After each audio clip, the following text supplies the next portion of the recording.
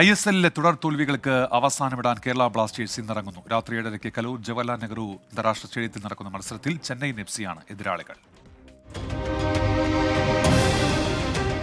ദേശീയ ടീമുകളുടെ മത്സരങ്ങളുടെ ഇടവേള കഴിഞ്ഞെത്തുമ്പോൾ കേരള ബ്ലാസ്റ്റേഴ്സിന്റെ ലക്ഷ്യം 1-1 മാത്രം. തുടർത്തോൽവികൾക്കൊരു ഇടവേള. കഴിഞ്ഞ 3 മത്സരങ്ങളിൽ ഉൾപ്പെടെ 8-ൽ 4 തോറ്റ 10ാം സ്ഥാനത്താണ് കൊമ്പന്മാർ. കിട്ടാക്കനിയായ കിരീടത്തിൽ പ്രതീക്ഷ വയ്ക്കാൻ അയൽക്കാരായ ചെന്നൈയിൻ FCക്കെതിരെ ജയിച്ചേ തീരൂ ബ്ലാസ്റ്റേഴ്സിന്. പരിക്കും സസ്പെൻഷനും പ്രതിരോധത്തിലെ പാളിച്ചകളും തുടങ്ങി ഇല്ലാത്ത പ്രശ്നങ്ങളൊന്നുമില്ല.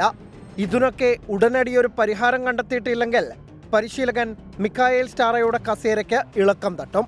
മത്സരം നടക്കുന്നത് ഹോം ഗ്രൗണ്ടായ കലൂർ ജവഹർലാൽ നെഹ്റു സ്റ്റേഡിയത്തിലാണെന്നതുകൊണ്ട് ബ്ലാസ്റ്റേഴ്സിന് പ്രത്യേകിച്ച് കാര്യമൊന്നുമില്ലെന്ന് കണക്കുകൾ സൂചിപ്പിക്കുന്നു.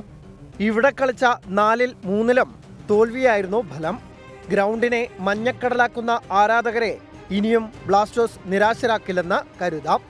ഹെസൂസ് ഹിമനയുടെ ഗോൾ സ്കോറിംഗ് മികവാണ് തിരിച്ചടികൾക്കിടയിലെ ഏക ആശ്വാസം. നോഹ സദൂയി കൂടി ആദ്യ 11-ൽ മടങ്ങിയെത്തുമ്പോൾ കളി മാറുമെന്ന് കരുതാം. ക്യാപ്റ്റൻ അഡ്രിയാൻ ലൂണ പഴയ ഫോമിലേക്ക് വരേണ്ടതും അനിവാര്യം. ടോപ്പ് 4-ലെ സ്ഥാനം ഉറപ്പിക്കാനാണ് ചെന്നൈയിൻ FCയുടെ വരവ്. 8 കളിയിൽ 3 വീതം ജയവും സമനിലയും ഉൾപ്പെടെ 12 പോയിന്റാണ് നിലവിൽ ഓവൻ കോയലിന്റെ ചെന്നൈ മച്ചാൻസിന്. നേർക്കുനേർ കണക്കുകളിലെ നേരിയ മുൻതൂക്കവും ചെന്നൈയിന് ആത്മവിശ്വാസം നൽകുന്നു. 22 തവണ ഏറ്റുമുട്ടിയതിൽ 7-ലും ജയിച്ചത് ചെന്നൈയിനായിരുന്നു.